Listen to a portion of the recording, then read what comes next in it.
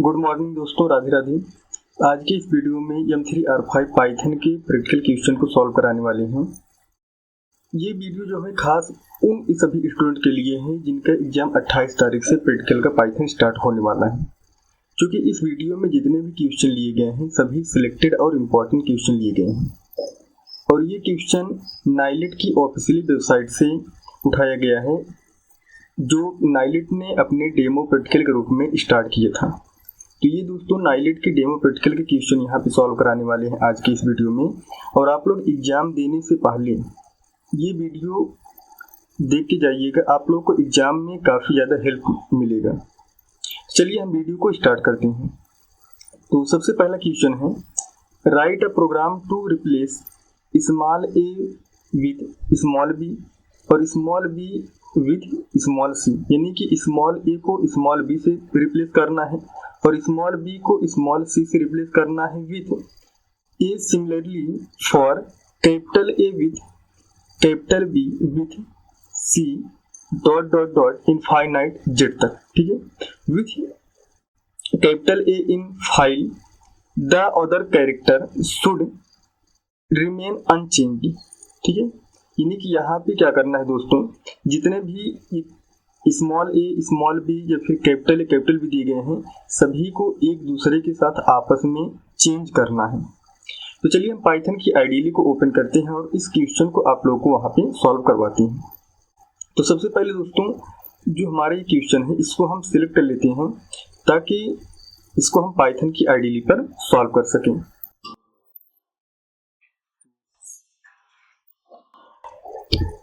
इस क्वेश्चन को हम यहाँ से सिलेक्ट करते हैं, ठीक है। और सिलेक्ट करने के बाद कॉपी करते हैं और पाइथन की आईडीली को हम ओपन कर लेते हैं और ओपन करने के बाद यहाँ पे क्वेश्चन को पेस्ट कर देते हैं, ठीक है। तो ये मैंने जो क्वेश्चन को पेस्ट किया है दोस्तों, ये काफ़ी ज़्यादा लॉन्ग आ रहा है। इस क्वेश्चन को हम यहाँ से डिलीट कर देते हैं। क्वेश्चन को आप लोग यहाँ से देख लीजिएगा, यही क्वेश्चन है, इसको नोट डाउन कर लीजिए और पाइथन की आईडीली पे हम इसको सॉल्व करा देते हैं, ठीक है। तो हमने यहाँ से पाइथन की आईडीली को ओपन कर लीजिए। तो सबसे पहले क्या बोला यहाँ पे, एक प्रोग्राम बनाना है आपको, स्मॉल ए स्मॉल बी से रिप्लेस करना है और स्मॉल बी को स्मॉल सी से रिप्लेस करना है। तो हम यहाँ पे एक वेरिएबल बनाते हैं अपने नाम के, जिसमें ओपन फंक्शन की यूज करते हैं और यहाँ पे हम input dot TXT, input dot TXT, जो यहाँ पे दोस्तों हमने इनपुट डॉट टीएक्सटी लिया है, ये हमने नोटपैड का एक फाइल ऑलरेडी बना करके रखा हुआ है अपने पाइथन की आईडीली में, जहाँ पे हम प्रोग्राम को स्टोर करके रखते हैं। इसलिए मैंने वहाँ पे इनपुट डॉट टीएक्सटी लिया हुआ है। अगर आप नोटपैड की और कोई फाइल बनाए हैं तो आप लोग और कोई नाम दे सकते हैं, लेकिन ध्यान रहे आप लोग दोस्तों प्रैक्टिकल एग्जाम की देने जा रहे हो, वहाँ पे आप लोग कोई भी नाम दे सकते हो, चाहे इनपुट डॉट टीएक्सटी दे सकते हो या फिर XYZ डॉट टीएक्सटी दे सकते हो, तो आप लोग कोई भी नाम दे सकते हो। वहाँ पे आप कंपल्सरी नहीं है कि जो मैं नाम यहाँ पे लिख रहा हूँ वही नाम आप लिखिएगा, ठीक है। तो फाइल को हमें रीड मोड में ओपन करना है, इसलिए मैंने यहाँ पे R प्रेस किया। इसके बाद एक वेरिएबल बनाते हैं टेक्स्ट के नाम से बनाने के बाद फाइल को ओपन करने के लिए f डॉट रीड, ठीक है, f डॉट रीड फंक्शन का इस्तेमाल करते हैं और ये क्या करेगा, आपका रीड फंक्शन जो है फाइल को रीड करने का काम करेगा। इसके बाद मैंने क्या किया, जो हमारा f में रीड किया फंक्शन को, उसी फंक्शन को हम क्या करते हैं क्लोज कर देते हैं, ठीक है। तो हमने यहाँ पे इस्तेमाल किया क्लोज फंक्शन को ताकि हम फाइल को बंद कर सकें। अगर आप फाइल को नहीं बंद करते हैं तो ये फाइल बार बार रन होती रहती है, इसलिए यहाँ पे क्लोज फंक्शन के माध्यम से फाइल को बंद करना अनिवार्य है, ठीक है। तो अब यहाँ पे करना क्या है, आपको एक वेरिएबल कोई बना लेना है, जैसे मैंने एग्जाम्पल के तौर पर रिजल्ट के नाम से वेरिएबल बनाया है और जहाँ पे हम रिजल्ट को देख सके, तो मैंने रिजल्ट को खाली छोड़ दिए, यहाँ पे कुछ भी डेटा नहीं लिखते हैं। तो अब हम लूप चलाते हैं। लूप चलाने के लिए मैंने फॉर कीवर्ड का इस्तेमाल किए और एक वेरिएबल हमने इस्तेमाल किया यहाँ पे ch, ठीक है। और इन कीवर्ड के माध्यम से जो हमने टेक्स्ट में डेटा लिया है उसको ch में ला करके स्टोर करेंगे। जैसे यहाँ पे देख सकते हो आप, जो मैंने यहाँ पे टेक्स्ट नाम का वेरिएबल को ओपन किए, इसी टेक्स्ट में क्या करेंगे, यहाँ से डेटा को उठा करके कहाँ पे लाएंगे, सीएच में लाएंगे, ठीक है। और वो लाने का काम कौन करेगा, ये हमारा इन कीवर्ड काम करेगा, ठीक है। तो हम लाइन चेंज करते हैं। लाइन चेंज करने के बाद यहाँ पे कंडीशनल स्टेटमेंट का इस्तेमाल करना है। कंडीशनल स्टेटमेंट जो होती हैं वो कई प्रकार के हैं, जैसे इफ कंडीशनल स्टेटमेंट हो गया, इफ इल्स कंडीशनल स्टेटमेंट हो गए, इफ इलिफ कंडीशनल स्टेटमेंट हो गए। तो इन सभी में हम लोग कोई कंडीशनल स्टेटमेंट इस्तेमाल कर सकते हैं, लेकिन ध्यान दें दोस्तों आपको इसमें कई कंडीशन लगाने हैं, तो इसलिए हम यहाँ पे इफ इलिफ कंडीशन का इस्तेमाल करेंगे।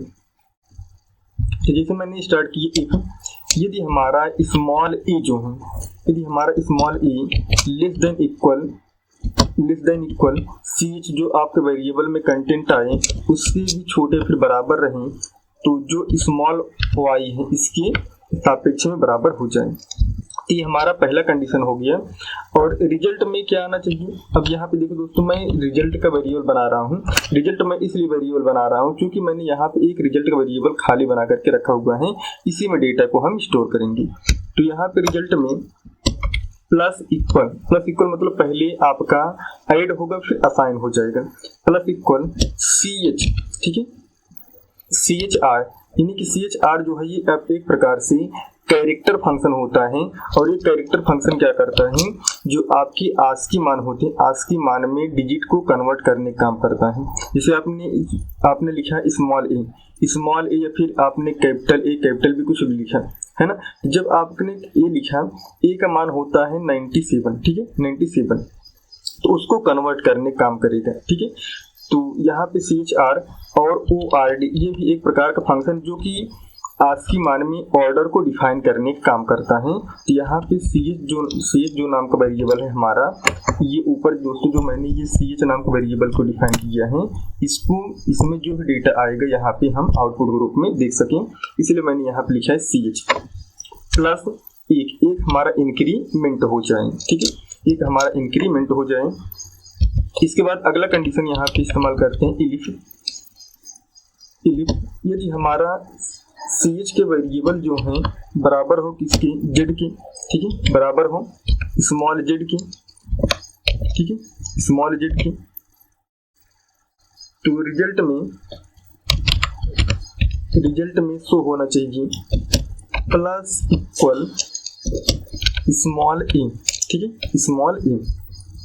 इसके बाद लाइन चेंज करेंगे, अगला कंडीशन इस्तेमाल करेंगे इलिफ, ठीक है, अगला कंडीशन हम लिखेंगे इलिफ लिखने के बाद कैपिटल ए का इस्तेमाल करेंगे, क्योंकि हमारा कैपिटल ए पूछा है, तो यहाँ पे डबल कोट न रख करके दोस्तों हम इसको सिंगल कोट रखते हैं, ठीक है।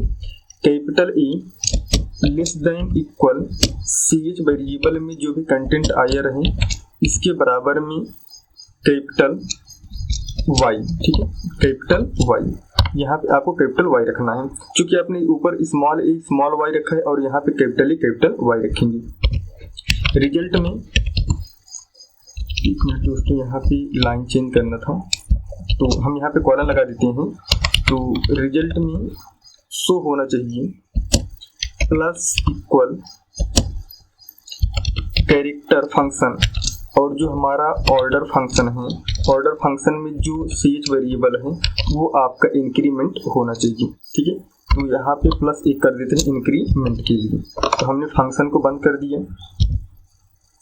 इसके बाद अगला कंडीशन इस्तेमाल करेंगे इलिफ। यदि आपका CH वेरिएबल में बराबर हो कैपिटल Z की, ठीक है, कैपिटल Z की बराबर हो जाए, तब आपको रिजल्ट में शो होना चाहिए प्लस इक्वल कैपिटल E, ठीक है, कैपिटल E इंटर कर देना है। अन्यथा इल्स के लिए यहाँ पे एक हम वेरिएबल स्टोर कर देते हैं रिजल्ट का, प्लस इक्वल कैपिटल E, ठीक है, कैपिटल E। कैपिटल नहीं रहेगा दोस्तों, मैंने ऊपर तो कैपिटल ए रखा हुआ है, प्लस इक्वल जो हमारा CH वेरिएबल है, ठीक है, CH वेरिएबल है, इसके सापेक्ष हम कर देते हैं, बराबर कर देते हैं। तो हमने ये कंडीशनल स्टेटमेंट तो इस्तेमाल कर लिया। अब आपको करना क्या है, यहाँ पे जो अपने फाइल को ओपन किया था रीड मोड में, यहाँ पे देखो आर आपने लगाया हुआ है ना, जो अपने फाइल को रीड मोड में ओपन किया हुआ है, अब उसी फाइल को हम राइट मोड में देखेंगे। तो राइट मोड में देखने के लिए आप लोग को करना क्या होगा, यहाँ पे एफ नाम का एक वेरिएबल फिर से बना लेना है, ऊपर जो आपने वेरिएबल बनाया है, फाइल को ओपन कर लेना है, और ओपन करने के बाद जो आपने नोटपैड का फंक्शन बाय डिफॉल्ट दिया हुआ है उसका नाम दे देंगे input.txt और कॉमा करके राइट मोड के लिए यहाँ पे W का इस्तेमाल करेंगे, ब्रैकेट बंद और इंटर कर देंगे। इंटर करने के बाद एफ डॉट आपको एक फंक्शन इस्तेमाल करना है राइट मोड में ओपन करने के लिए, यहाँ पे राइट, लेकिन आपको उस फंक्शन में एक वेरिएबल को स्टोर करना है जो आपने रिजल्ट नाम का वेरिएबल बनाया हुआ है, और इंटर करेंगे एफ डॉट इस फाइल को बंद करना है। तो दोस्तों हम इसके लिए क्लोज फंक्शन का इस्तेमाल कर लेंगे। हमने यहाँ पे ये प्रोग्राम बनाया हुआ है, ये प्रोग्राम को हम चलिए रन करते हैं। रन करने के बाद इसका आउटपुट देखते हैं, ठीक है, कंट्रोल यस और फाइल को रन करते हैं। जैसे मैंने फाइल को रन किया तो अब यहाँ पे आप देख सकते हैं, इसको हम थोड़ा सा सिस्टम लोड ले रहा है दोस्तों, ठीक है, ये हमारा आउटपुट आया हुआ है, ठीक है, जबकि यहाँ पे आउटपुट में आपको कुछ नहीं दिखेगा, लेकिन हम अभी नोटपैड की फाइल को ओपन करते हैं, ठीक है। तो अब यहाँ पे देखो ये नोटपैड की फाइल हमने ओपन कर दी और यहाँ पर भी हमको आउटपुट नहीं दिख रहा है। तो हमको करना क्या है, यहाँ पे हम लिख देते हैं small b space capital E capital B capital C, ठीक है। तो इस फाइल को हम यहाँ पे सेव करके इसको मिनिमाइज करके रख देते हैं अभी, और जो हमने पाइथन की आइडियली को फाइल को ओपन किया था, ठीक है, ये फाइल फिर से ओपन करते हैं। अच्छे से देख लीजिएगा यहाँ पे जो नोटपैड में हमने डेटा लिखा हुआ है स्मॉल b स्मॉल c या फिर कैपिटल B कैपिटल C लिखा हुआ है, ठीक है। तो हम पाइथन की आइडियली को ओपन करते हैं फिर से यही प्रोग्राम, और इस प्रोग्राम को सेव करने के बाद फिर से रन करते हैं, और रन करने के बाद यहाँ पर कोई आउटपुट नहीं दिखे हैं, लेकिन इसका रिजल्ट आपको कहाँ पर देखने को मिल जाएगा, नोटपैड में, ठीक है। तो नोटपैड को अगर हम एक बार फिर से क्लोज करके रिफ्रेश करेंगे तो यही आउटपुट आ जाएगा, ठीक है, हमारा आपका ABCD, ठीक है। ये जो हमने आपको पाइथन की आइडियली में ये प्रोग्राम को स्टोर करके बताया हुआ है, सॉल्व करके बताया हुआ है, आपको करना क्या है, यही प्रोग्राम आपको अच्छे से समझना है, सीखना है, और सीखने के बाद ये दोस्तों जो क्वेश्चन को मैंने सॉल्व करा ये डेमो क्वेश्चन है, लेकिन अगर आप लोग इस वीडियो को देख करके जाएंगे, समझ करके जाएंगे, तो आपके एग्जाम में काफ़ी ज़्यादा हेल्प मिलेगी, ठीक है। तो इस क्वेश्चन की जो हमने सॉल्व करा है इसको यहाँ से प्रोग्राम को कॉपी करते हैं, और कॉपी करने के बाद हम आपके फाइल में इसको पेस्ट कर देते हैं, ठीक है। और पेस्ट हम इस वजह से कर रहे हैं ताकि आपको ये हम प्रोवाइड कर सकें, ठीक है, PDF के रूप में, है ना। तो हमने क्या किया, यहाँ पे ये पेस्ट कर दिया है, ठीक है, ये रहा आपका जो सॉल्व किया है, ठीक है। अब इसके बाद अगला क्वेश्चन देखते हैं कि हमारा अगला क्वेश्चन क्या है, ठीक है। तो नेक्स्ट क्वेश्चन है write a Python program to, थोड़ा सा हम पेन चेंज कर लेते हैं दोस्तों, write a Python program to combine two dictionary adding value for common keys, यानी कि आपको क्या करना है, यहाँ पे एक डिक्शनरी दिया गया है जो कि एक D1 के नाम से है और दूसरा D2 के नाम से है, इसको ऐड करना है, इसके वैल्यू को आपस में जोड़ना है, ठीक है, जो वैल्यू है उसको आपस में जोड़ना है, वो भी कॉमन वैल्यू को, ठीक है। जैसे यहाँ पे देखो जो डिक्शनरी होता है वो की और वैल्यू के बीच पर काम करता है, इसमें यहाँ पे देखो जो A या फिर B या फिर C है ये सभी की है, ठीक है, ये सभी क्या है, की है, लेकिन जो इसमें 100 200 300 स्टोर है ये सब के सब वैल्यू है, ठीक है, ये सब के सब क्या है, वैल्यू है। अब क्या करना है, इन्हीं की और वैल्यू की मदद से आपस में इन सभी को जोड़ना है, जैसे यहाँ पे A की है और यहाँ पर भी A की है, दोनों को आपस में एक दूसरे के साथ जोड़ देना है, यानी कि जोड़ने के बाद ये 300 और 100 जो है इसको जोड़ने के बाद आउटपुट में क्या आना चाहिए, 400 आना चाहिए। इसके बाद B भी है और यहाँ पर भी है, इन दोनों को जोड़ने के बाद क्या आना चाहिए, B में 400 आना चाहिए। तो जैसे यहाँ पे देख सकते हैं B में 400 आना चाहिए, D में ऑलरेडी 400 है तो D में ऑलरेडी 400 आएगा, C में ऑलरेडी 300 है तो C में ऑलरेडी 300 आएगा। तो यहाँ पर आउटपुट भी दिए गया है, सिमिलर आउटपुट काउंटर, ठीक है। यही आउटपुट आना चाहिए इन क्वेश्चन को सॉल्व करने के बाद, ठीक है। तो चलिए हम पाइथन की आइडियली पर इस क्वेश्चन को लेके चलते हैं और वहां पे आपको सॉल्व करवाते हैं। तो इस क्वेश्चन को भी यहाँ से कॉपी करते हैं दोस्तों, हो सकता है कि हमारे पाइथन की आइडियली में आ जाए। तो इस क्वेश्चन को हम यहाँ से कॉपी कर लेते हैं, ठीक है। तो इस क्वेश्चन को कॉपी करने के लिए हमने क्या किया, सबसे पहले क्वेश्चन को हमने सिलेक्ट करना स्टार्ट किया और हमने क्वेश्चन को यहाँ से कॉपी किया, ठीक है। और कॉपी करने के बाद पाइथन की आइडियली पर आते हैं और जो हमारा ओल्ड प्रोग्राम है, इस ओल्ड प्रोग्राम को डिलीट कर देते हैं, ठीक है, और यहाँ पे पेस्ट कर देते हैं। तो दोस्तों देख सकते हैं मैंने आपको ये क्वेश्चन यहाँ पे पेस्ट किया है। तो यहाँ पे फॉर ये कीवर्ड है, इसीलिए थोड़ा सा हम इसको